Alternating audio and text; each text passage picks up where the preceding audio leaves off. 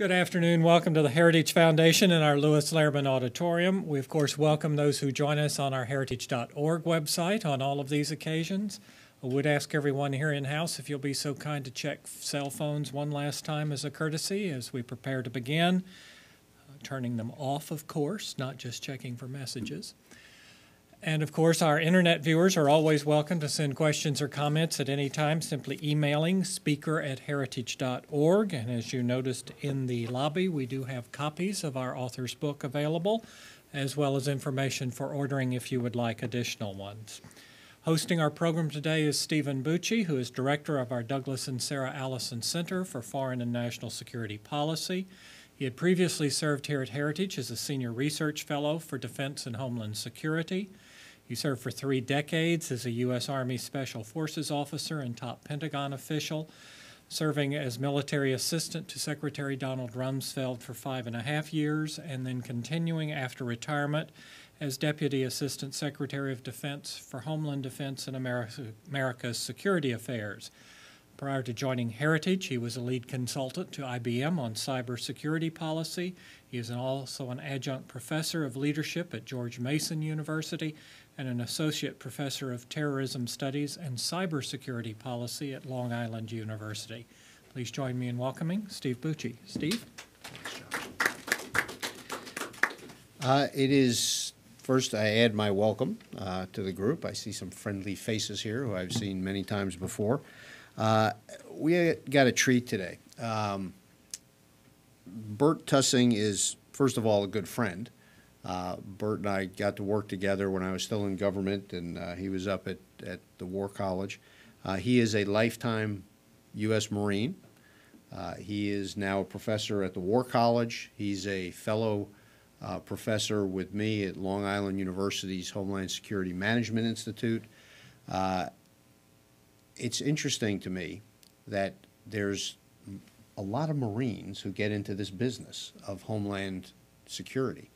It's not intuitive. It's not something you would initially hit on of that those guys would do that, because we normally think of them hitting beaches, which they're very good at, by the way.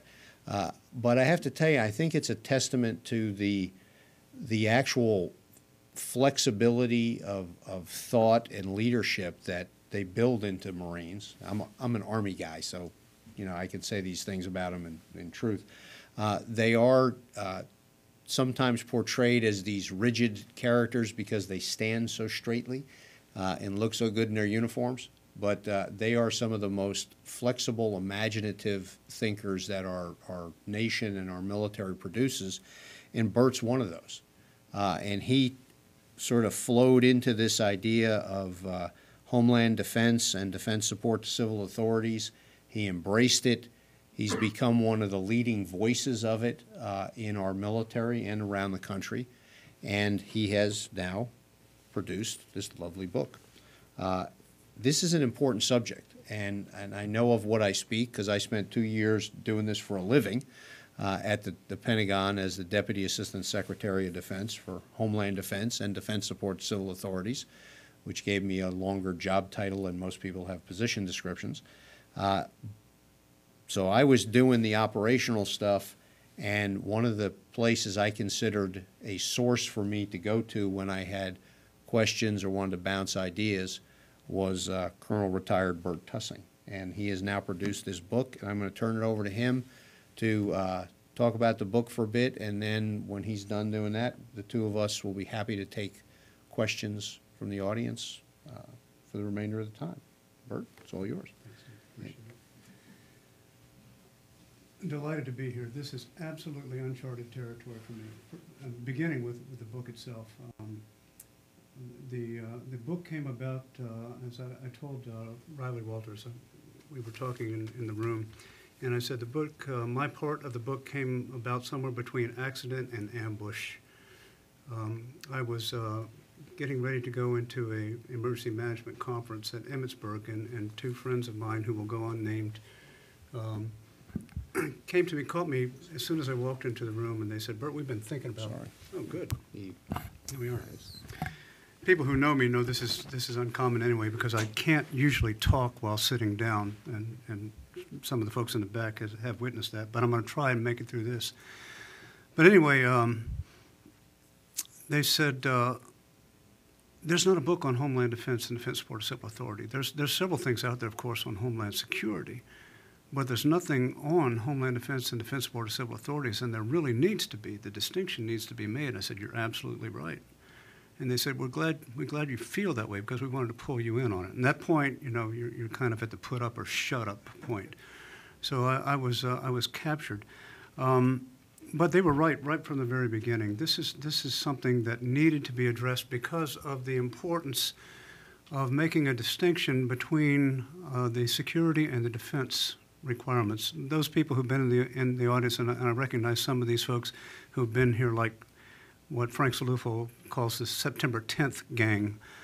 They know that when we initially started talking about this, we tried to describe Homeland Defense as a subset of Homeland Security. And then as things went along, we tried to define Defense Support of Civil Authorities as a subset of Homeland Defense, and neither one of those things is correct. There's a distinction that has to be made in this, and we all realize why over time. It's not just a matter of academic appreciation. It's not just a matter of semantics. It's a matter of authorities, responsibilities, regulations, things like that. Who's in charge? And as soon as you get into that area, a lot of people will assume that when the military walks into town, and they're even in a domestic environment, they're in charge. You have a gentleman arriving, 6'4", wearing 8 stars, reading from right to left. You assume that this person's going to be in charge. And the truth of the matter is, of course, that in the vast preponderance of situations, that is absolutely not the case. Nor, and here's the real surprise, nor does the military want it to be the case or to be assumed to be the case. So I'm getting a little bit ahead of myself when we talk about the Defense Support of Civil Authorities piece, but that the very terminology lays it out, Defense Support of Civil Authorities. We changed it. When Steve was in office, it was called Defense Support to Civil Authorities. But to sounded a bit too pointed. The implication was, this is the support we have. This is what we are bringing to you. And someone very wisely said, you know what, this is more a question of. We are supporting the civil authorities, what they do, what they bring, what their plans are. In the best of situations, we would like to arrive on site in whatever component and say, Mr. Secretary or Madam Secretary or Mr. Official of whatever description, here we are, where do you want us? We would like to be plugged into your plan. Now, ideally, even above that, we would have liked to establish a relationship of some sort before time. We would have liked to plan together, then exercise the plan together, and then execute the plan together. But at the very least, we want people to know that as soon as we arrive, we're there in support, not in charge. That is counterintuitive to a lot of Americans' thinking, but it's something that we need to remind ourselves of. Continuing along on the subject of Defense Support of Civil Authorities, what I said there at the beginning is something I would like to leave in your minds. The greatest core competency that the military has to offer in responding to disasters isn't the tremendous young men and young women that we bring to the battle, that disciplined force that you can plug into just about any sort of situation. It's not the transport capability, even the air transport capability. It's not even communications. The biggest single core competency that the military has to offer in these endeavors, I would suggest to you, is planning. We're eaten up with it. It is mother's milk to us. From the day that a young officer arrives at his or her position, they are given authority over a certain amount of equipment and individuals, and they plan deliberately, extensively, painstakingly about everything that has to do with that individual, those individuals, what they carry, where they eat, where they're going to be employed, what they're going to do. And as they grow in responsibility, that same deliberate planning process mindset remains with them, from their squads to their platoons to their companies to their battalions to their brigades and on and on. And it is embedded in their psyche. And frankly, in the interagency, in the federal interagency, with the possible growing exception of FEMA, and I say that because FEMA quickly becomes upset if you say otherwise, but with the exception of perhaps FEMA, there is not another agency in the federal government which plans to that degree. to that scrutiny, to that painstaking scrutiny. So planning, I would suggest to you, is the most important thing that we can bring. And therefore, I would suggest, too, that when we are putting together the plans, be it as simple as a yearly flood that we know is going to be coming in a certain area, and therefore the National Guard is going to fall into that plan, or something far more complicated as what we are viewing along the growing concern over the New Madrid Fault, the military should be involved in those plans with the civil authorities that are going to be executing them. We need to establish that mindset, and we need to establish it in a degree of cooperation and an air of cooperation rather than competition. So there's my advertisement for the day. So defense support of civil authorities has evolved over time in our attitudes about it. But one of the things that we try to point out in the book, Neil Anderson in his chapter, and then again in one of the chapters that I wrote, is that the military comes with a certain mindset, even with that preface, if you will, to approaching it. The military comes with a mindset that says, we are here because basically all of your capabilities are either expended or will soon be. Your capabilities, your capacity to meet the problem, civil authorities, has been overwhelmed or will soon be overwhelmed, and that's why we're here. So let's use your stuff first. And a lot of people think that's a rather obnoxious approach, if you will, and there's not an intent for that, because at the end of the day, there's this day job that we plan for the military to do, and only for the military to do, and that's fight and win the nation's wars. And that's why there's a certain guarded response, even to the overwhelming desire to want to respond to the needs of the people at the time. But the question is, how much is this going to cost in terms of resources, in terms of time? And therefore, the second principle I would suggest to you is that when the military arrives, they're looking for an exit strategy, just like we do on the battlefield. What is the end result that we're going to be seeking to attain before we can turn over responsibility to the duly constituted civil authorities and then steal away into the night and prepare for the next crisis? So you expect it to be limited in duration and scope. We expect this to be a total force application of the military elements. And this surprises some people because we talk about, well, frankly, the average American citizen, when a man or woman arrives in their battle garb, such as Todd is wearing in the back there, they don't know if he or she is an active component member, a reserve component member, a National Guard component member. They can tell if you're a Marine or Army because you just look better, but beyond that, they really can't pick it out. And it doesn't matter. It doesn't matter to the average American citizen. And therefore, this is not a single component issue. We look to plan for and execute as a total force, bringing together the active component, the reserve component, and most of all, of course, the National Guard. The National Guard will always be the first and most important entity in these circumstances, because the National Guard, either by design or just by circumstances, has developed a certain degree of relationship and ideally a significant plan to interact with the civil authorities that they will be supporting. It is a luxury that they have which frequently escapes the active component. So they will be the conduit for all other things that take place, or they should be, in my opinion. And therefore, the active component should look to see what the existing situation is with the Guard and utilize the Guard, as I said, the component, the main entryway. We've recognized that recently in some new processes, new procedures that have been developed, I would say, over the last 5, 6, 7 years, including one thing that we refer to as the dual status commander concept. And that is interesting in and of itself because, well, let's step back a little bit and talk about the distinctions between the National Guard, the active component, and reserve component. The National Guard, in spite of the fact that they can and have admirably demonstrated a capability to work with the federal component in overseas missions, day-to-day operations, they belong to a different commander-in-chief, one of the 54 governors of the states or territories of the United States. That's who they respond to daily. And therefore, they are more integrated into what happens in their states and their territories, particularly when we talk about natural-type disasters and things of that nature.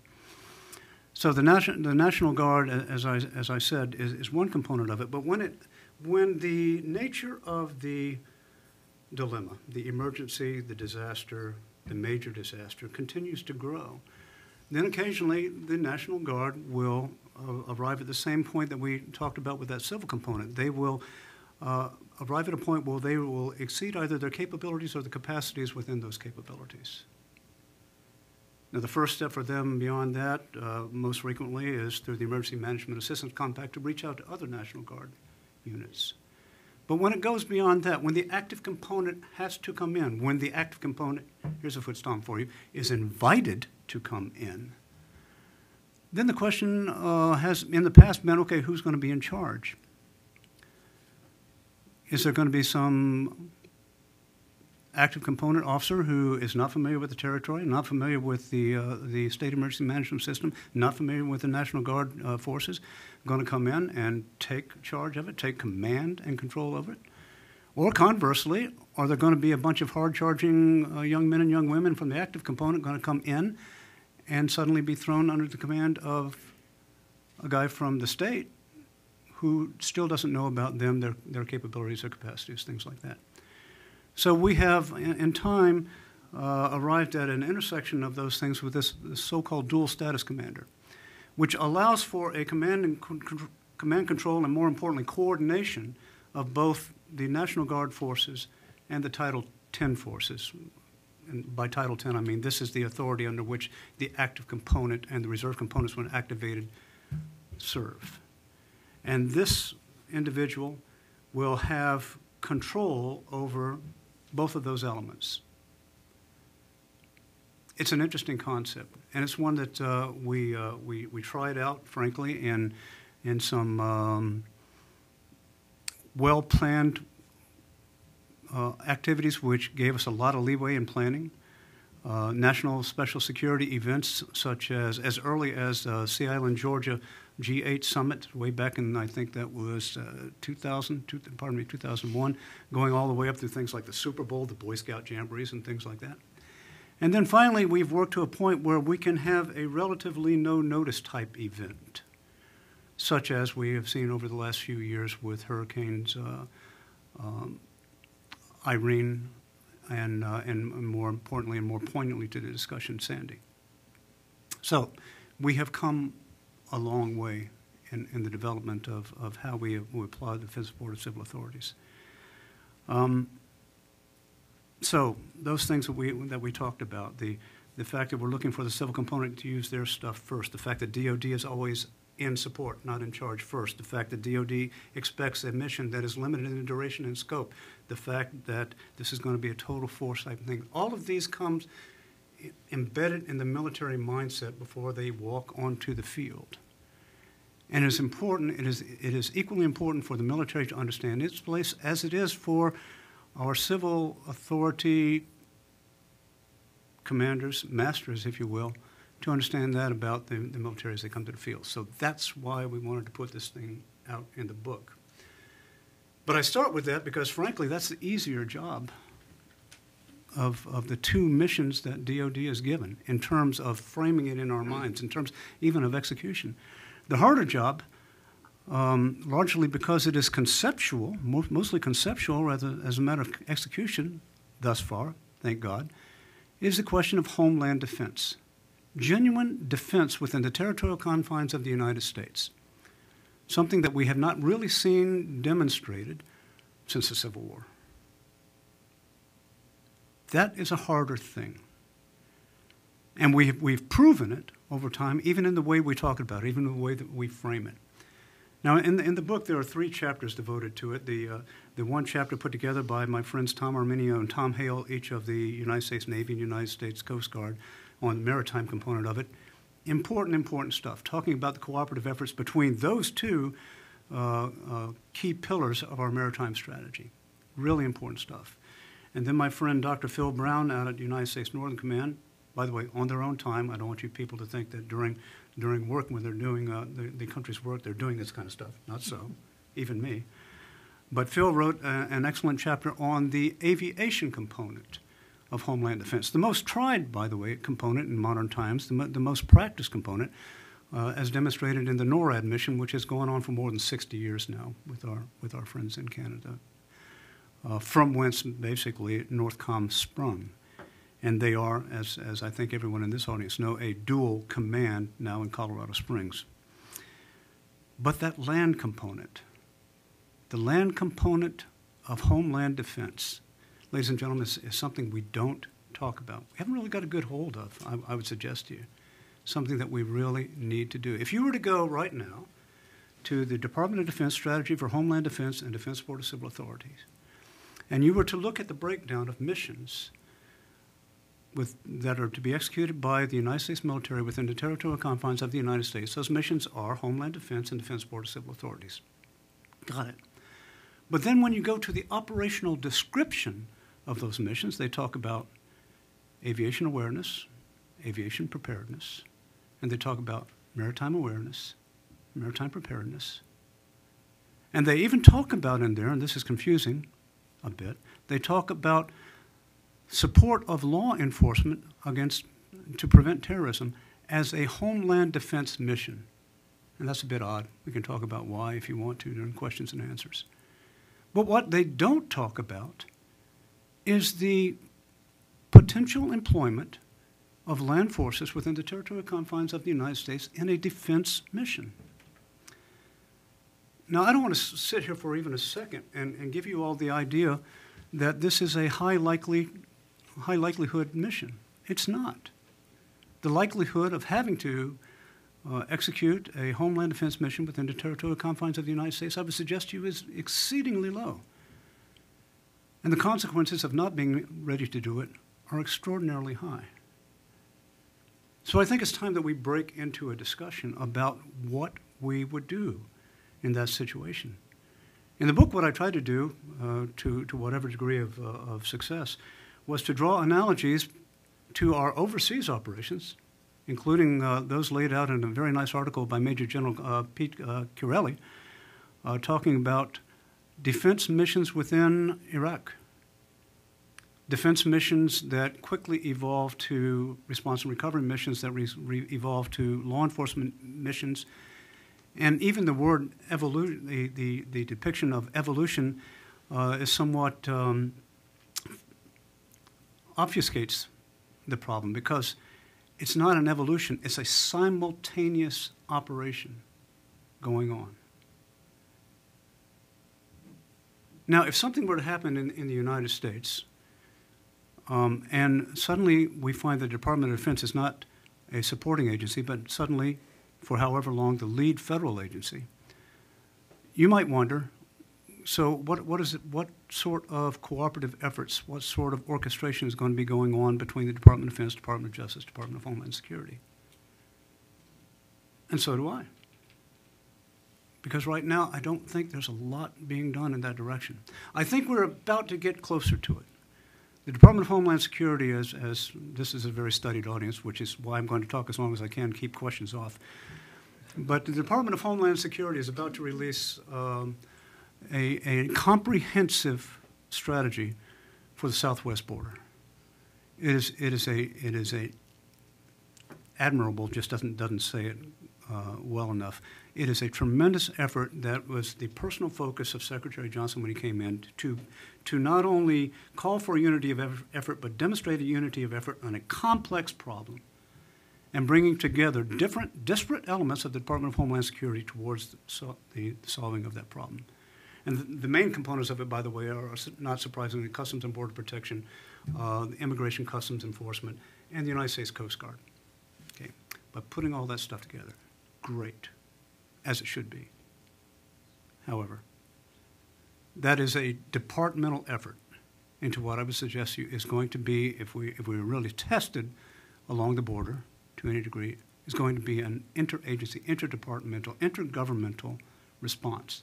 And I'm not throwing rocks at the Department of Homeland Security about this. I'm just saying that the Department of Defense is already looking into, as well they should, how are they going to fold into the solution set for that particular problem. Now, I've talked about this before in different forums, and when we talk about the border, for instance, I would suggest to you that there is a sliding scale or an ascending scale of threat along the border. The day-to-day operation is a matter of border enforcement, because the greatest threat still at that point amounts to just a lot of people who are trying to come across the border for economic opportunity for themselves and for their families. That's it. Still the huddled masses yearning to breathe free. There's the same sort of people that we can all go back through our ancestry, and unless your name is running water at the end, or flying feather or something like that at the end, and you can draw our own lines to where we began. That's what these people really want. Enforcement as necessary.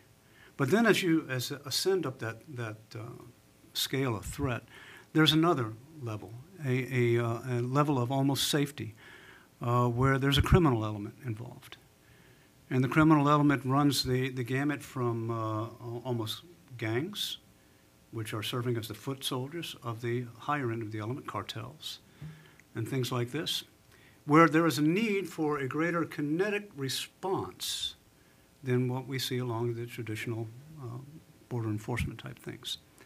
And hence law enforcement is becoming more and more measured there. But I would suggest to you, particularly given our growing concern over an intersection between that criminal element and a terrorist element, transnational organized crime and transnational terrorism, we may find a point where we have to be concerned further up the scale, the variable threat, to where we might find ourselves in a genuine security or defense type posture. And when we do that, the question becomes, really at that point, an important question: who has primary responsibility? Who has the requirements? Who has the capabilities? Who has the capacity? The military has got to fall into that discussion. It's not an intent to militarize any borders. It is not an intent, by the way, in my mind, to permanently place forces along the border. But there should be a plan. There should be somebody thinking about, if the requirement comes, how do we introduce it? How do we introduce that additional kinetic capability to meet the kinetic threat? I think we're going to be moving in that direction relatively soon. But that, ladies and gentlemen, I would suggest to you, will be the beginning of a discussion and perhaps reflective of a discussion that needs to take place in other areas of the country. At which point we look along a variable scale between law enforcement and defense, and we deal with the ambiguity between those things. We're not doing that yet. And here's one final thing to think about in those terms. If the incredibly low likelihood event comes around, what is America going to expect at that time? I will tell you, among other things, they're not going to be expecting the traditional military phased approach to the problem. They're not going to be expecting, okay, in phase 0, we're going to establish ourselves, we're going to set up security, and then we'll be introducing. No. America is going to be expecting defense simultaneous to law enforcement, simultaneous to response and recovery, simultaneously to rebuilding governmental infrastructure. They're going to want it all occurring at the same time, and they have a right to think of that, or a right to expect us to be planning in that direction. I will tell you candidly that if the day ever comes, and by the way, folks, I'm not hoping that I'm proving out on this stuff, but if the day ever comes where the military does have to apply itself within the territorial confines of the United States, the thing that will bring greatest happiness to the military commander is the moment that he can turn the problem, turn the requirement back over to law enforcement. But in between those things, folks, I suggest we've got to start addressing the problem. There's a lot of other things in the book that I'm I don't mean to go on about. Neil Anderson wrote a terrific chapter introducing the civil-military question. The book begins, like many other things, I got by with a little help by my friends, with a chapter by Jim Carafano making a distinction between Homeland Security, Homeland Defense, Defense Board of Civil Authorities. I've already talked about the air defense and the maritime component of it. There was a nice chapter written in there about a peculiar element of concern for us, weapons of mass destruction, and how we are planning on dealing with that, how we are dealing with it now, how we're planning on dealing with it in the future. But what I've tried to lay out for you here in this brief discussion is kind of a intellectual framework on why the thing was brought together in the first place. I am very grateful to the good folks at Taylor and Francis for allowing me the opportunity to do this thing. I will tell you, I'm a bit obstinate with them. They said, well, we'll be looking for a revision of this thing in 3 years' time. I said, no, we'll be looking for a revision of it in no more than 2 years' time, because things are changing that rapidly. Maybe they can find somebody good to do it next time, but I would recommend to them that they not wait any longer than that. So that's probably enough for me to talk about now, Stephen, if you want to save us.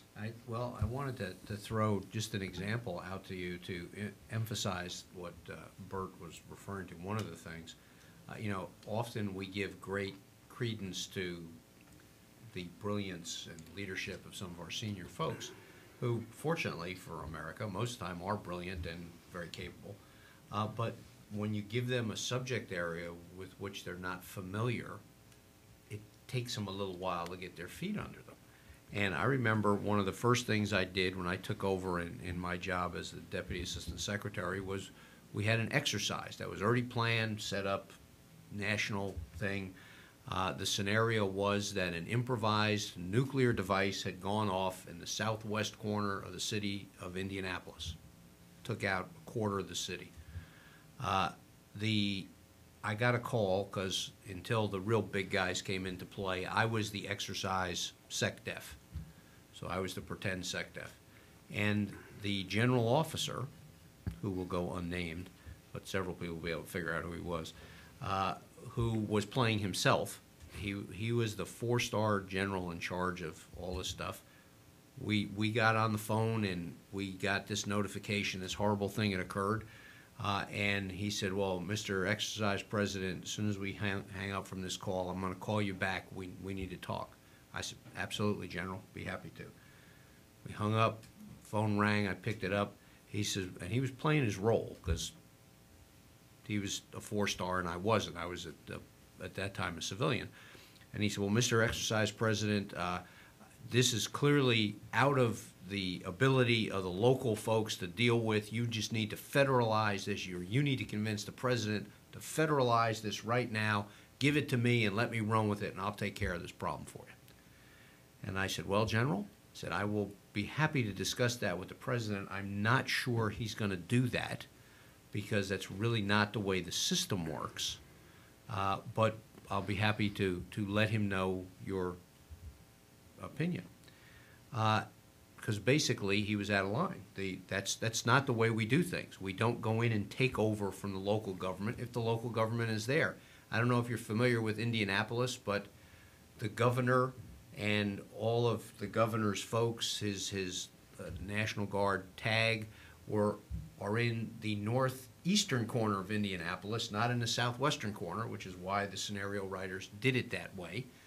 So while a third of their capital city, or a quarter of it, was destroyed, all of the processes, the key players from that state were there. So should the federal government just to go in and take over? Because there's this really gigantic hole in the ground with a lot of dead Americans. And the answer is no. Well, by the afternoon, when the real big guys came in, and it was the actual Deputy Secretary of Defense playing the exercise SecDef, when the general came on the big video teleconference with everybody all over Washington, he said, Mr. Secretary, said, I have communicated to the governor of Indiana that we are available for whatever he needs. We recognize that he and his leadership are in charge of this situation, together with the mayor of Indianapolis and his folks, and we are ready to provide whatever support those people need. Somebody between noontime, when he gave me this rather interesting request, and 6 o'clock when we had the VTC, someone had schooled the general on the way this process works, which was very gratifying. But this is one of the smartest guys I know, very capable. He'd like to be in charge of things, but most generals do. That's okay. We want them to feel that way, but they have to have the knowledge that Bert was referring to here. And it's not something that particularly our federal military, the Title X active duty guys, it's not something they grow up with, because they do most of their work in other places, not domestically. And while the last 10 years of war have taught us a lot about working with civilian authorities overseas, that's still very different than working with civil authorities here in the United States of America. This is our country. The people involved are our citizens. You got to do it a little differently, a little more sensitivity, a little more of a rheostat, not an on-off switch. And that's what this stuff is about. So with that, I'll stop. We will take questions from anybody in the audience for Bert. If you'd like me to answer questions, I can do that too, but he's a lot smarter than me, as most people know. And we have a microphone. And if when I call on you, we have two microphones. When I call on you, if you could just identify yourself and ask a question, because if by the end of the second sentence I don't hear a question mark, I'm going to ask you to stop. Because if you really want to do a presentation here, see me afterwards. We'll arrange it. But today the focus is on my colleague and his book. So we can start with that. Right here, sir. Hi, Carl Galvin. I'm a retired customs agent involved in the 9/11 cleanup, specifically World Trade Center 7, the third tower that collapsed that day. And in my evaluation, I would ask you, do you consider the threat of false flag terrorism in precipitating a domestic incident and how that might affect any involvement the military would have in responding? You know, just point to, in history, things like Operation Gladio and the bombing of the Bologna train station in Italy, where things aren't always what they appear to be, and maybe the response needs to be very measured. The subject of terrorism is an interesting one for us because, by definition, it's a crime. And even Marine can figure out, okay, crime, war, crime's over here, war's over here. That's a military thing. It's a law enforcement thing. So it's law enforcement. However, given the immediacy, the urgency, the size of the threat, we may find ourselves in a situation where we go beyond criminal intent. And more importantly, beyond the normal criminal capability. So should the military be involved in that sort of thing? It's a really tough nut to crack for many reasons. First of all, happily, we have, in an intelligence community, we have certain portions of our intelligence which are clearly outside of the military. And we have, of the remaining 17 intelligence components, there are some which are specifically, very definitely military, for military purposes. We do not utilize military intelligence within the territorial confines of the United States because that's not what our people want. Our people do not want the military looking over their shoulder. Our people, and the British did this to us, by the way, in pre-revolutionary times, left us with an impression that we do not want the military to be an overseer, we want them to be our servant. That simple, that clear. Now, there may be times when, if given the nature of the threats nowadays, there may be times when a component of a problem is occurring overseas and the military gets wind of it, and then information gets back or is fed properly into the intelligence mechanism to prevent the sort of thing that you're describing, I would suggest.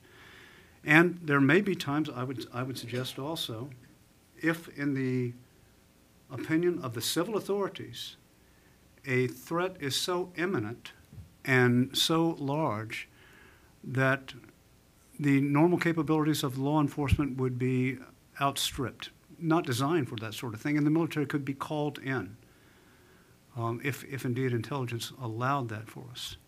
But those would be outside of the norm, because the thing about the American people and its military is we expect our soldiers to be soldiers, and we don't want our soldiers to be policemen. And we are so intent upon this that we allow that distinction and those guarantees to go beyond American citizens to what we refer to as U.S. people. So people who are legitimately in the United States should not be in fear of the military looking over their shoulders. Not what we do. That occasionally puts us at something of a disadvantage, no question about it. And a thinking enemy looks for the seam, that seam of ambiguity I've talked about here. We could make the country a lot more secure, but I'm not sure you and I would want to live there after we did that. Steve and I are probably probably the only ones old enough in the room to have come out of the Vietnam era. I graduated just as Vietnam was ending. But during that time and in the late 60s and the early 70s, there were some things that the military was called upon to do by the civil masters, which put the military in a light of being not supportive of the citizenry, looking out at the citizenry. We were the military, not our military. We have to guard against going back to that. I will tell you that the Vietnam generation is retiring. As a matter of fact, there may not be anyone in authority now, to include the chairman, who served in Vietnam. We grew up, Steve and I, if I ever get to the grow up part, but we went through our careers in a steady rise of esteem with the American people.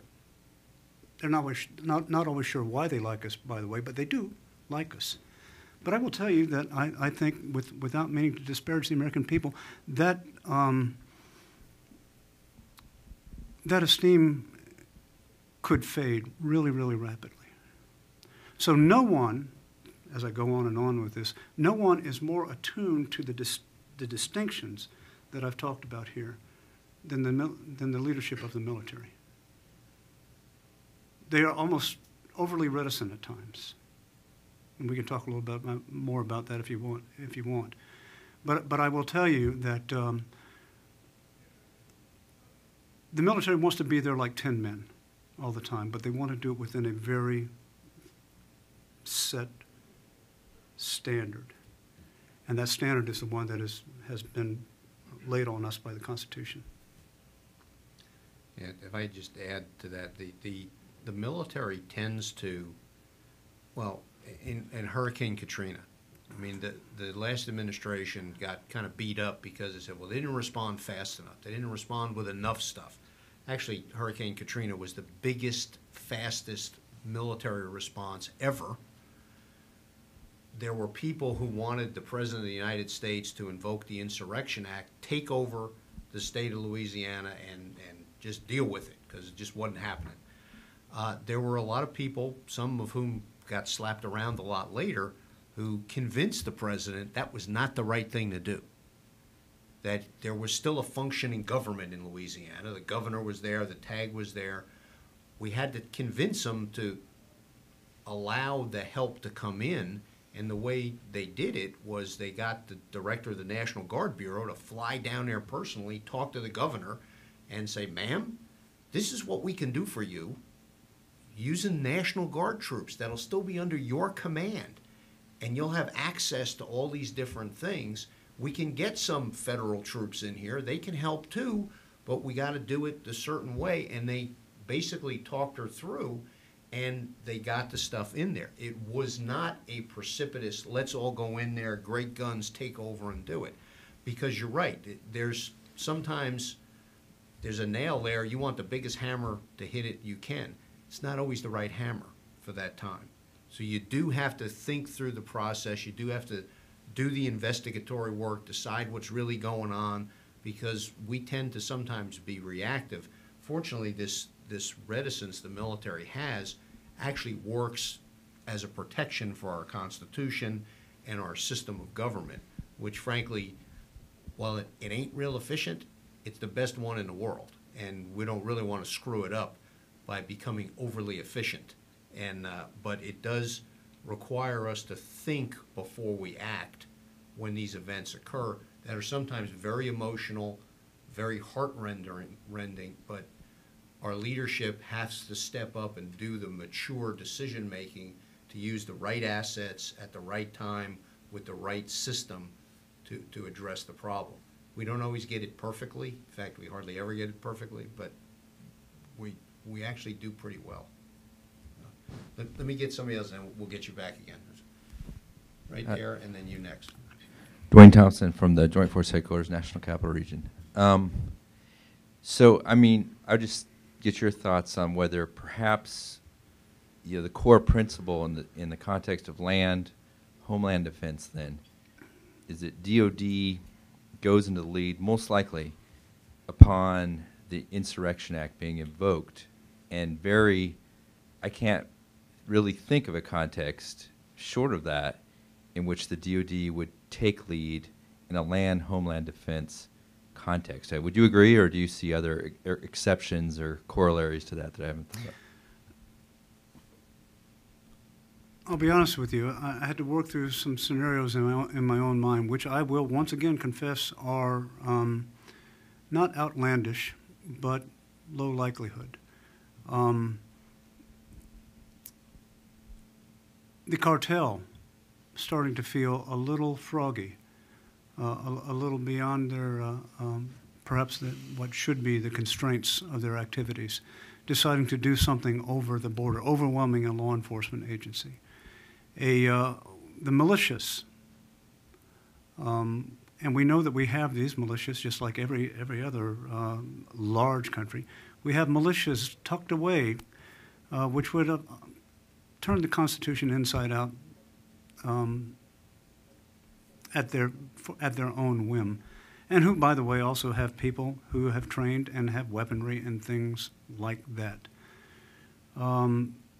Sleeper cells that we talk about all the time, suddenly launching a campaign. More often than not, people will immediately come back to me on that and say, no, this is all law enforcement type issues.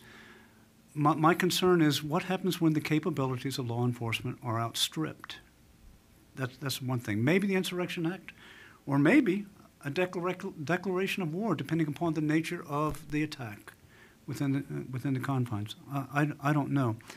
The mechanism, the tripwire that inspires such a radical move is important, but not of ultimate importance to me in these regards. The more important thing is, what does the military, the most powerful military in the history of the world, what do they do for their people in that hour of need? Now, I will confess to you that very, very recently, like a week before last, I was talking to a group of people, and in my own mind, I was thinking, you know, governors are governors. And governors have a tendency to say, I'll see your Article 2 of the Constitution, Mr. President, and raise you a 10th Amendment. Anything that's specifically invested in you remains with us. Got it? Good. And therefore, governors, many of them would say, this is an attack on my people. I'm in charge. At which time I would expect any president to say, yea, verily, yours and my people, our citizens, the nation has been attacked, not Arizona, North Carolina, wherever you want to say. Okay. So immediately, that becomes a concern. But in having this discussion, someone said, rather pointedly, offhandedly, it would take the active component, unless someone decided to, I don't know, attack Jacksonville, North Carolina. Bring it on. Camp Lejeune right there. This could be great fun. Or Fayetteville, North Carolina, or something like that. But unless it's something where the active component is in close proximity, they're not going to get there for a day anyway. So it's a guard issue. And you know what? They may be right. But even there, we've got to start thinking about, all right, so the guard has the first initiative. What about beyond the first initiative? The nation has been attacked. What are we going to do? What are we going to do next? Do I look for a long campaign? No, I really don't. That's a blacker swan than even I can envision. But what happens during the course of that campaign is very, very important to us. And to continue to not even discuss it, I think, is bordering on irresponsible, if not unconscionable. Is my thought. We also have had several incidents. It's not always, it's just the police or it's just the military. There's steps in between where we work together. There are mechanisms through which the law enforcement, whether it be the FBI at the federal level or local folks, can work together with military assets. And the best example that I can give, which a lot of people don't realize, is for those of us who remember back to just post 9/11, the snipers.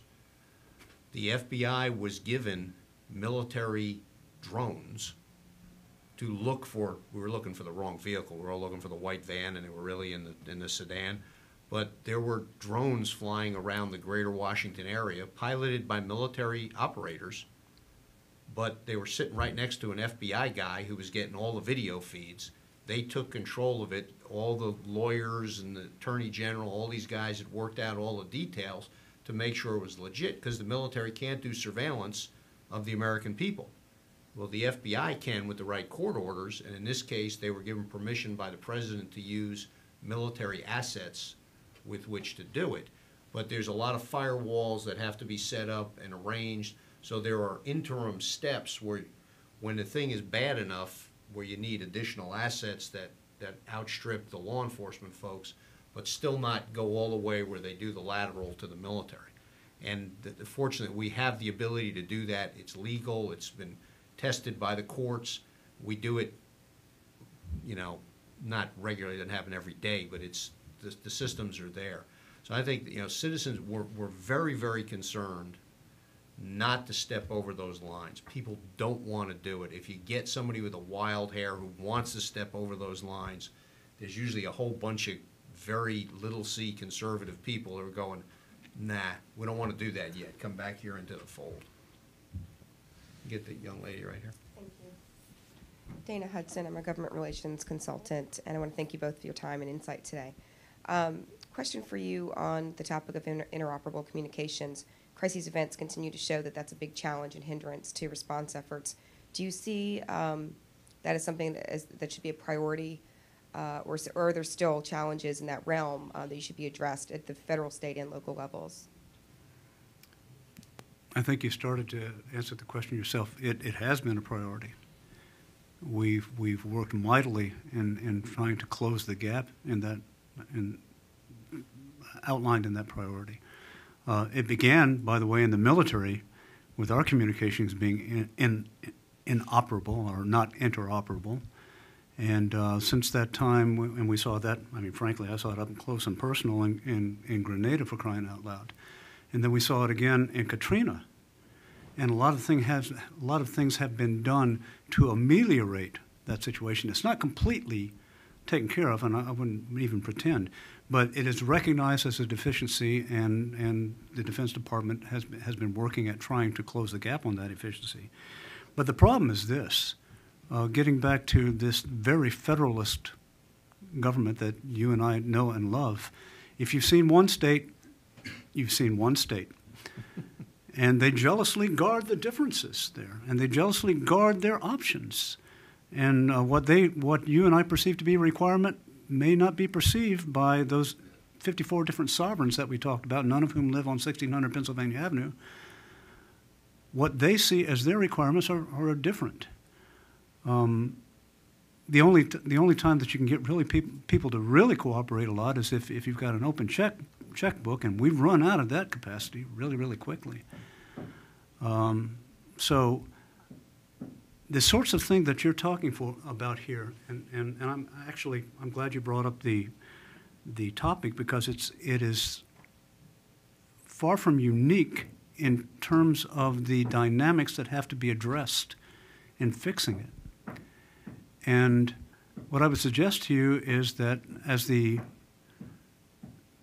recent tradition of grants are fading away from us rapidly, federal grants down to the states, we're having to approach a point where we're simply going to have to think better with one another. I would suggest to you, for instance, in the growing austerity of our fiscal environment, that the best thing that the federal government can do is try to arrive at the best solutions. Bring together the best minds that we can for the problems that we're dealing with, and then offer those solutions as a template to the states. This might not be perfect for what you have, the problems that you're dealing with, but the best minds that we've brought to the fore have suggested this is the way you ought to go. Now, Madam Governor, it is up to you and your state to make the decision if you want to go that way. Templates, not mandates. We've run out of mandates. We've run out of the capability to back up mandates. And just to throw a technical twist in it, a lot of the improvements that have been made, this is with my other hat on, have been made using internet-based systems, and they're great. They work well, a lot of interoperability. They're also vulnerable. If we go too far in that direction, not too many people still got their old Motorola bricks anymore. They're all in the garage out back, not charged. It's hard to switch over if that internet goes down. That's one of the big concerns for a lot of law enforcement and other first responders is what happens if the bad guys, everybody always thinks cyber attack, they think, some geek taking down the entire electrical grid. No, it might be some old-fashioned terrorists doing something with guns and bombs with a couple of buddies who first go in and take out the 911 system in the city just to slow down or screw up the response. That's a concern, and that solution has not been solved. That problem has not been solved. As Bert said, though, we've made a ton of mileage in the right direction. We just need to keep at it and not declare victory because we're really not there yet. All right, I think we have time for one more question. We're going to get this gentleman right here. Hi, my name is Alan Tinder. I work over at the Air National Guard over at Andrews Air Base. Have a question and with respect to your book, any discussion on the concept of dual-use equipment? And the reason I ask the question is we in the Air Force, we think that in terms of a lot of people look at the National Guard and they see Army. And we think in terms of we provide a lot of dual-use equipment, even though we're overhead flying in a lot of instances. Down on the ground we have our units. They have fire trucks, civil engineers, comms, all those types of things that can be pulled in, which leads to the tricky part of the question is how much of what the Air National Guard gets is related to politics when the congressional folks want to protect their states, make sure they have flying units. And the classic question, Governor, tell me why you need an F-16 to protect Georgia. Well, the idea, of course, is all the assets that go along with it. So my question is, any discussion on dual use and perhaps a differentiation of how the Army and the Air Force are perceived? Well, the simple fact of the matter is the vast preponderance of what we do in defense support of civil authorities exemplifies the dual-use stuff. With the exception of, for instance, with the exception of WMD-CSTs, when they first rolled out, there was nothing, and I'm going to do this for you because I just feel rude otherwise. There was nothing in the United States inventory, military inventory, that was designed specifically and exclusively for a domestic mission. The WMD-CSTs were the first time we said, no, this is for here. It's not going overseas under any circumstance. So all of the things that we do, the whole Defense Support of Civil Authorities concept is built on the idea that we have some remarkable capabilities that are designed for other things that in an extremist situation we can bring to bear in the service of our people. None of them are designed. We don't buy CH-53 helicopters to take the buckets and put out wildfires in California. but they're pretty good at that kind of stuff. We don't buy C-130s for the math systems out there. We don't train young, hard-charging soldiers, sailors, airmen, Marines to, if necessary, fill sandbags, but they're there to do it for you if you need them. So, yeah, the whole concept of dual use is just kind of embedded right in the very process of Defense Board of Civil Authorities. You do raise a very important issue, however, with regard to the Air National Guard. I just came last week helping to facilitate a senior leader seminar for the Chief of Staff of the Army. And they are concerned, as I know you are very well aware, about within the Army, how are we going to use Apaches? Do we continue to need Apaches in the National Guard, in Georgia, for instance? Although I would submit to you, never know when the Alabamians are just going to break on you. But joke, folks, not very good. But anyway, these are things that we're going to have to come to grips with. We're going to have to make some hard decisions. And frankly, I can defend either side of it, because young men and women do not join the National Guard to be the response to natural disasters. They don't. They're willing, they're happy, they love to have that in their portfolio. But that's not the reason that they joined the National Guard. It is part of the reason. But they also want to get out there on the front lines as necessary when duty calls. So that's one side of the argument. The other side of the argument is, man, that stuff is expensive, and the way we're operating it is expensive. And there was, at the end of the 19th century, there was a parliamentarian that stood before the combined chambers of Parliament. Winston Churchill used this quote often. Stood before them and said, "Gentlemen, we have run out of money. Now we must begin to think." That's where we are, I would suggest. Yeah, and just the part of the problem isn't the equipment design, it's the thought process of the planners.